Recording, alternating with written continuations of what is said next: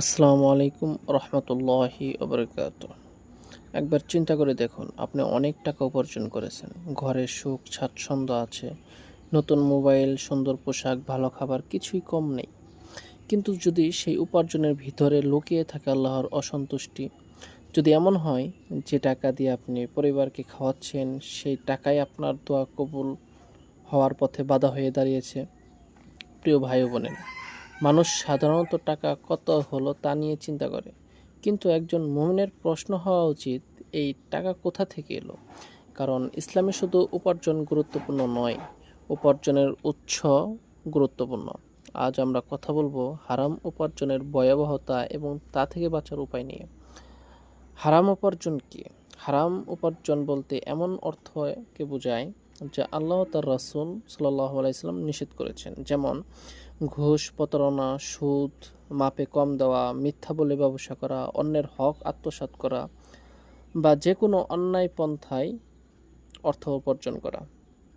আজকের পৃথিবীতে অনেক মানুষ মনে করে টাকা আসলেই হলো, কিভাবে এলো সেটা বড় কথা নয়। কিন্তু ইসলাম আমাদের ভিন্ন শিক্ষা দেয়। ইসলাম বলে হালাল অল্প হলেও বরকতময়, আর হারাম বেশি হলেও তা ধ্বংসের কারণ। যে সম্পদ আল্লাহর অবাধ্যতার মাধ্যমে অর্জিত হয় সেটা দেখতে সম্পদ হলেও আসলে তা মানুষের জীবনে অশান্তি ও অকল্যাণ ডেকে আনে। হারাম উপার্জনের ভয়াবহ পরিণতি।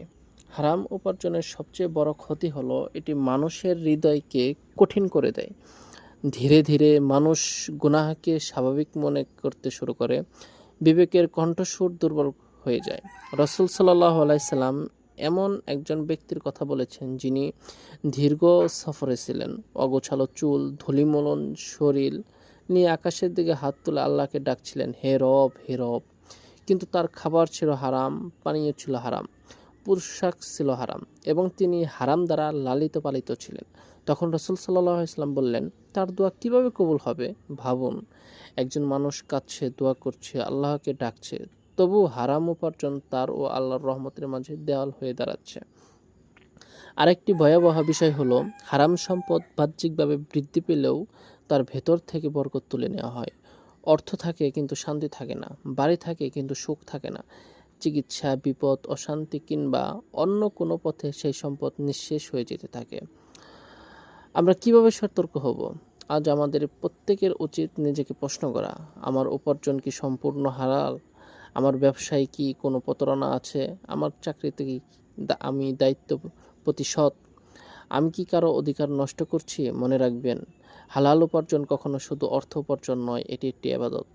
যখন একজন ব্যক্তি আল্লাহর সন্তুষ্টির জন্য সততার সঙ্গে জীবিকা অর্জন করে, তখন তার প্রতিটি কষ্ট, প্রতিটি ঘাম, এমনকি তার কর্মক্ষেত্রেও ইবাদতের অংশ হয়ে যায়।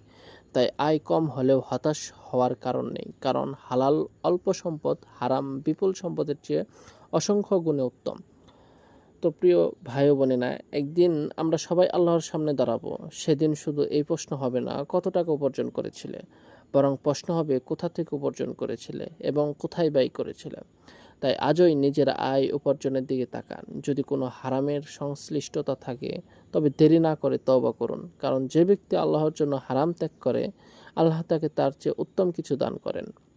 আল্লাহ আমাদের সবাইকে হালাল উপার্জনের তৌফিক দান করুক, হারাম থেকে বাঁচিয়ে রাখুক এবং আমাদের জীবনে হালাল রিজিকের বরকত দান করুন। আমিন ইয়া রাব্বাল আলামিন। তো এরকম নিত্য নতুন ভিডিও পেতে নিজের জীবনকে পরিবর্তন করতে আমার চ্যানেলটি সাবস্ক্রাইব করে দিবেন এবং ফেসবুক থেকে দেখলে ফলো করে দিবেন। সবাইকে আসসালামু আলাইকুম ওয়া রাহমাতুল্লাহি ওয়া বারাকাতুহু।